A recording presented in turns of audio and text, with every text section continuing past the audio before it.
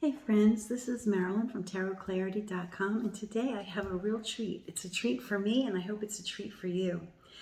A few weeks ago, one of my friends, who you may see on YouTube, he follows me, so he answers a lot of my videos with comments, and he asked me if I had seen the Dodal deck by Robledo, and I answered, I can't even afford a tube of toothpaste these days. Some of you may realize that my life took a change. My husband got ill, and we have those challenges. And simultaneously, we decided to move and relocate. And so now we have 2 mortgages because we still haven't sold the previous home, although it's coming soon. And at any rate, even after we sell that house, our finances are a little more challenging than they ever used to be. So the days of me being able to be footloose and fancy-free purchasing tarot decks has probably come to an end. Ooh. At any rate, he heard that, and I didn't get into all of that. I just, my response to him was, Richard, at this point, I can't even afford a tube of toothpaste. And he sent me a package of 2 tarot decks. One of them is the Robledo, apparently, and it's packed up, so I haven't opened it yet. Apparently, for each of the decks he sent me, he ended up with duplicates. And he most graciously decided to gift me with those 2. Now, some of you may be familiar with Richard as Boo. Everybody calls him Boo. For some reason, I became acquainted with him as Richard, and he never corrected me, so I call him Richard, but most people call him Boo. So without further ado, let me flip the camera and show at least one of these decks today. I'll show the Robledo today, and then I'll show the second deck within the next few days. And upon opening, there's a note folding off his address. Dear Marilyn, please find enclosed, as promised, the Dodal by Pablo and the Fortuna by Studio Artemi. I hope you like them both. Kind regards and best wishes, Richard. Hugs. So I don't know which side is the Robledo. Maybe this one? Okay. So let's review and take a look at this one today. Many of you may already have it because I think it's been around for a while. And I never owned any Pablo Robledo decks. I didn't deliberately not purchase any. I just, I guess I bonded with Yves Renaud decks, who had, the market, I guess, on the TdM for me, and also Fleur Noir, and I don't think these are cheap. I mean, these are rather expensive, I believe, and so I was already satisfied with, the decks I was, buying, that I never pursued a Robledo. But I'm delighted to have it and to do my first Pablo Robledo review. So the box is a tuck box.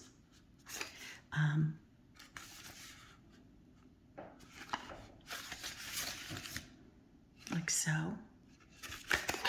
And I don't know what order the cards are in, so I'm leaving them in whatever order Richard sent them to me in.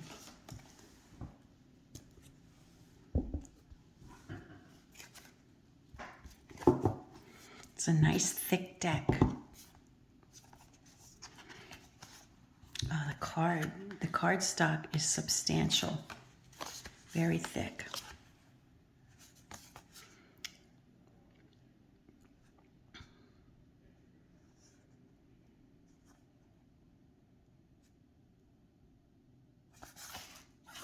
And Mr. Robledo is Argentinian, so learned that. Has a book, which I will peruse after this video. I like to look at decks as they strike me and comment on them as they strike me. Let's see if there's anything in English. Yes. So it's first in Spanish and then in English.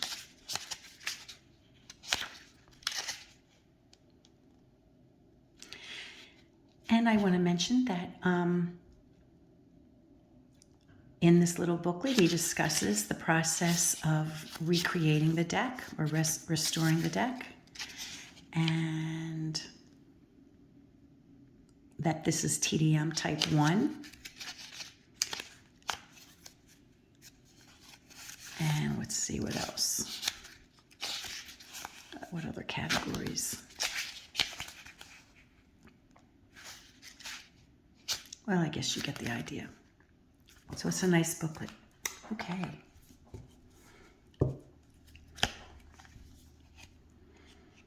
Here we have the Fool. Nice colors. Nice colors. There's a feeling of nice, it's got a waxy feeling, and I find that very satisfying. For those of you who like the waxy surface of a card, I think you'll like it. And it's on the front and the back. I don't know if it is indeed wax or something that feels like it, but that's how it feels. So it's got a satisfying feel to it. It's not a riffle shuffle kind of deck. I don't think that it, well, although that feels rather good. It's not stiff. Wow. Oh, I want to shuffle it, but I don't want to get them out of order. So remember, it's a Dodal. And I've done other Dodal videos, and it probably will be a good idea for me to compare this Dodal to any of my other Dodal decks in comparison.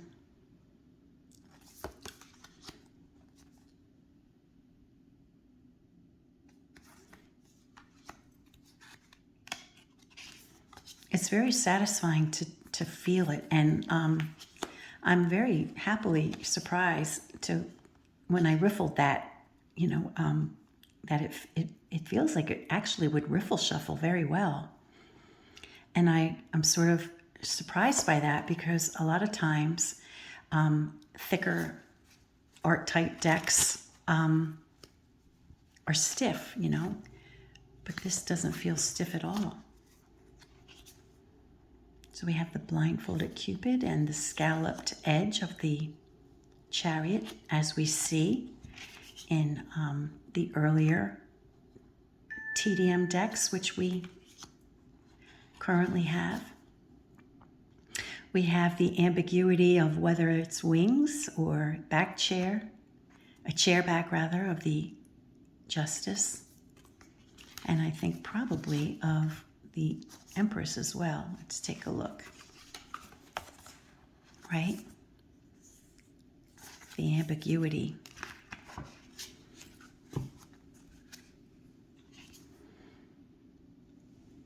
The colors are really lovely. I really like, the colors are softer. They're not in your face,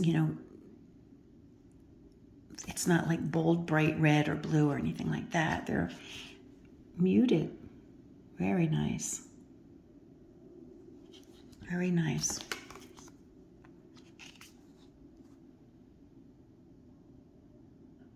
So that we have the ambiguity here of the Hanged One when it's in its what I would consider correct position, although a lot of people would argue with me on that, and I'm not going to get into a contest about who's right. But when it's in the position of being a hanged person, the number is, incorrect, right?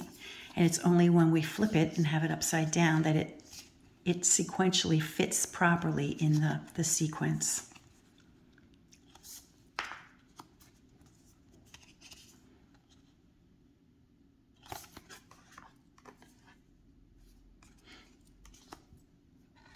And then with temperance being a virtue, there's no ambiguity that those are wings rather than chairbacks.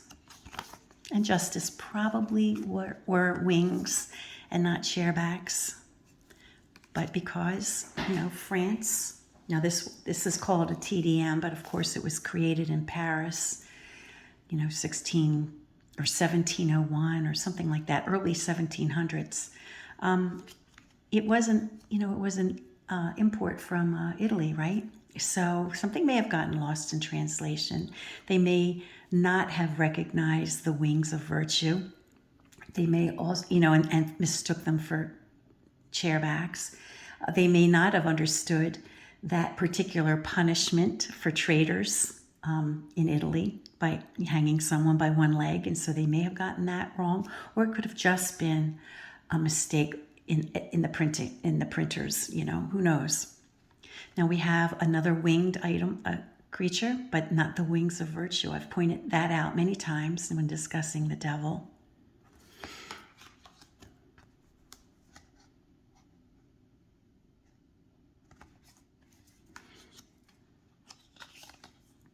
I think of whenever I think of, my favorite card of a tarot deck, particularly talking about the trump cards or the triumph cards, I think most of the time the star card is my favorite. But all the celestial cards, from the tower through the angel and even the world card. Well, the world card is usually my least favorite card in a tarot deck, especially since it presents itself as a figure in a mandala. But the celestial cards from 16 to 20 are usually my very favorite.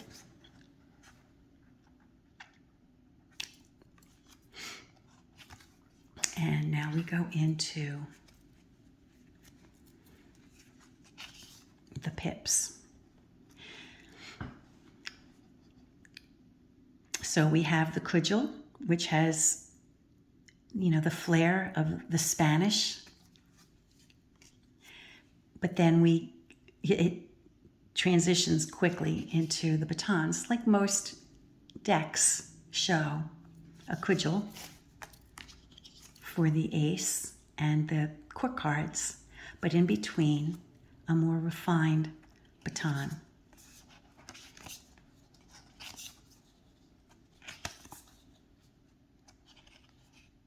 And here, as we saw, I think in the Noble, but I could be wrong, so don't crucify me, that we have, the error of numbers, right? We have 6 batons, but we have the number 4 instead of 6. So there were, there were problems, in the printing or in the design. We have 7, but we have what would normally, number 3 would not normally be created this way. But then 8 is correct, as is 9. But the anomalies of the Dodal, and I really do like the Dodal in general because it's got so many quirky little things about it, is that, you read, I've said it many times, you read the deck. I mean, I might have 4 or 5 or 6 Dodal decks, and they're all going to be a little different depending on the publisher, who they all have to make, some changes and adjustments in order to realize an ancient deck into modern times, right? So they all do something that makes it not as genuine as an original. And so for that reason, there might be differences in how you might interpret any 2 cards, from different Dodal decks or any deck. I've said that over and over.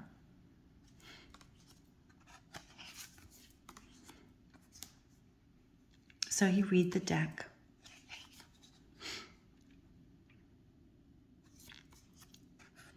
But the Dodal, I think, is a very fun deck. It's playful, in my view.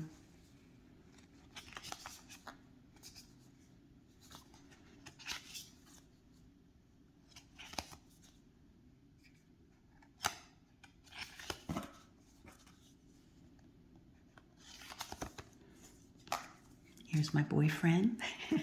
Whenever I see the Page of Cups, I usually call him my boyfriend.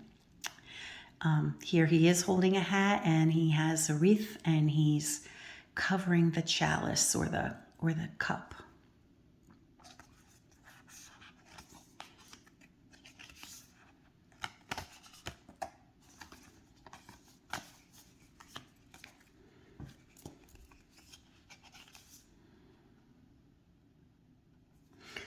So the colors are beautiful, and this has, you know, a sense of blending, like we might see watercolor blending, or maybe dyes might have blend, you know. I'm not sure how he created this deck because I did not read the pamphlet before doing the video. And you can yell at me for that. I will read it after. But as I said, I really do like to look at a deck and just feel it for myself and make comments. This one felt upside down. I don't know if it was, but it just felt upside down this way.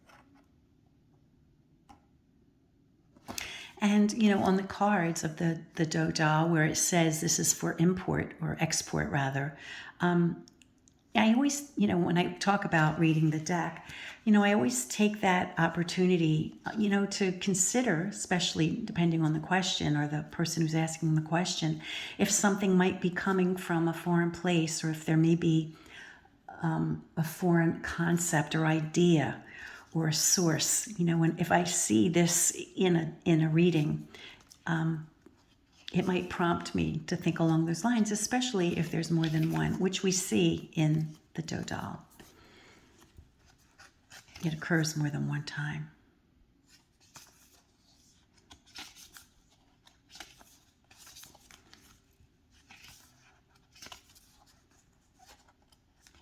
And so here,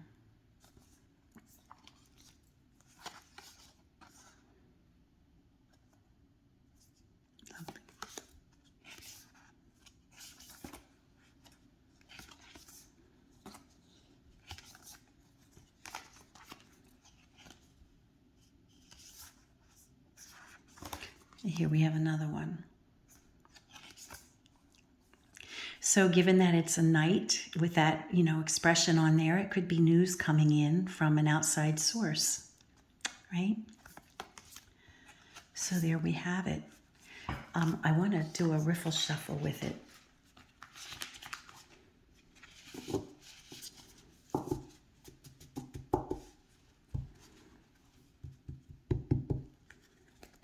Wow, I'm really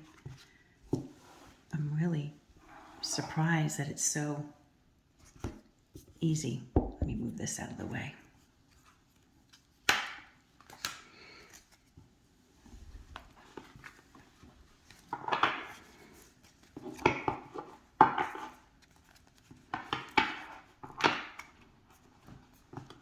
Oh my gosh. Yeah. I didn't do such a neat job of it, but it was a lot easier to shuffle than I thought. Wow. Let me try it again.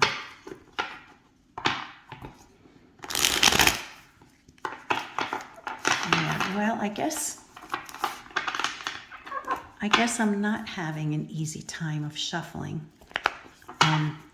As far as it bending back, and there's a certain amount of resistance on that, but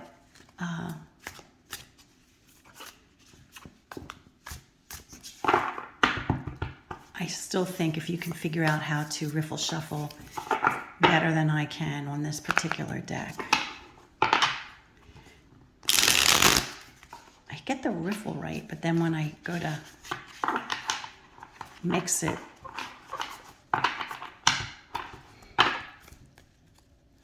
and I don't typically have that problem mixing a deck. I usually have no trouble at all.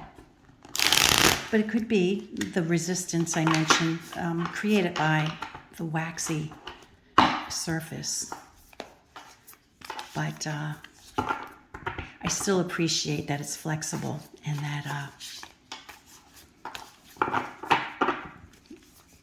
that they're not really stiff. So I do appreciate that nonetheless. Let's pull 3 cards just for fun. Let's see.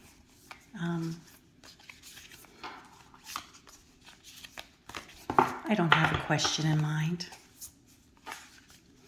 Today is February 24th, 2023. You know what? I've been watching I've been following loosely, not real tight, but loosely, the murder trial of Murdaugh. I have an opinion of this individual, but let's just see in a general way what the cards have to say about Murdaugh's character. He's an individual in South Carolina who is up for charges of murder against his son and his wife, and possibly there are other murders and suspicious deaths, certainly, at the very least, surrounding him. So let's just pull 3 cards to get a definition of his character. Let's just see what the cards have to say.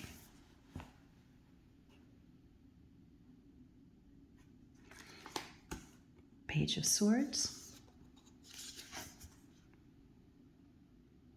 The 9 of Batons.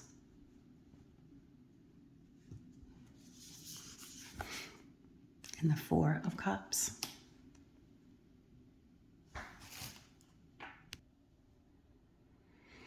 Well, he's not easy to know, I think. I'm interpreting this right away, being front and center as a barrier, right? The 9 of Batons, the way it's placed between these 2 cards is a big barrier. You think of batons as a weapon, right? And we have 2 cards of weaponry. We have a suit of swords and we have the suit of batons. So his personality could be very aggressive. We already kind of suspect that, especially if there's a chance that he's responsible for killing a son and a wife. We have here a figure that could be considered a son.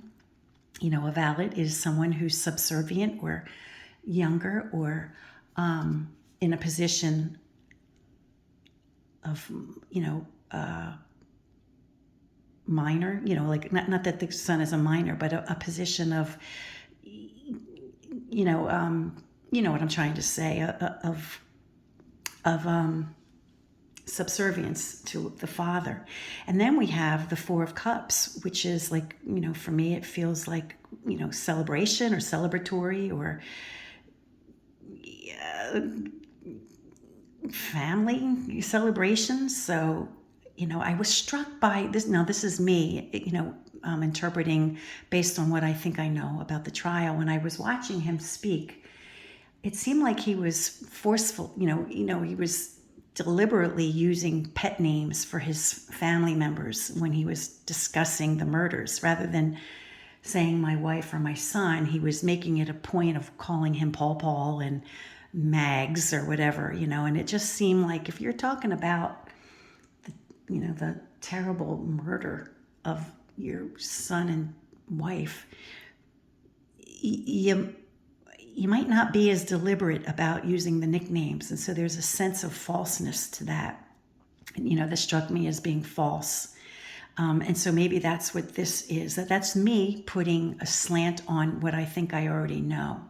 So I'm not reading this for another person. I'm reading this, I guess, essentially for myself, based on my own knowledge. If I was reading this for a stranger, I wouldn't have any knowledge, like having watched it on TV or whatever. You know what I'm saying? If this was a person's life and they came to me, I wouldn't have background knowledge, which is the great thing about reading for other people, is that when you put your own self into it, if you're reading it based on your own self, like this is a reading I'm doing for me to satisfy my curiosity. So I would put in combination with what the cards say, my foreknowledge, right? Now we're going to look at the 9 and the 4, and we're going to get the 13, which is the card of death. And so, you know, based on that, and we've pulled the 13. Hopefully it's not the last card, but it's a nice opportunity for you to see the cards one more time.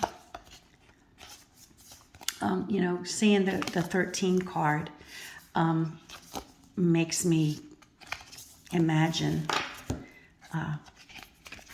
that he is responsible for their deaths. You know, maybe his intended target was the son, and the wife got in the way, or the wife was maybe not the intended target, but the son, I think, was intended. And maybe he went out of control. I don't know. But with the appearance of the death card, it kind of makes me think that he is responsible for their deaths.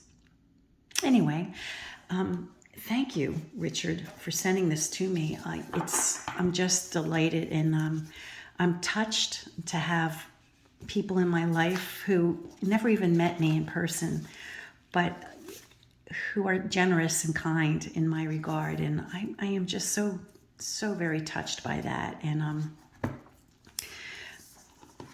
I can't tell you how much I appreciate this wonderful gift. And another one, right? Let me show you what the other one is so that you have an idea of what to look forward to in a couple days. This deck, the second deck that Richard sent me, hasn't even been opened yet. Oh my goodness. The Fortuna Tarot deck by Emerald and Anima. I cannot wait. I have no familiarity with this deck. So I'll be looking at it for the first time when I show it to you in a couple days. So thank you, Richard. And everyone who's here and follows my account. And, you know, I appreciate the presence of all of you, truly. So until next time, friends, peace and stay well.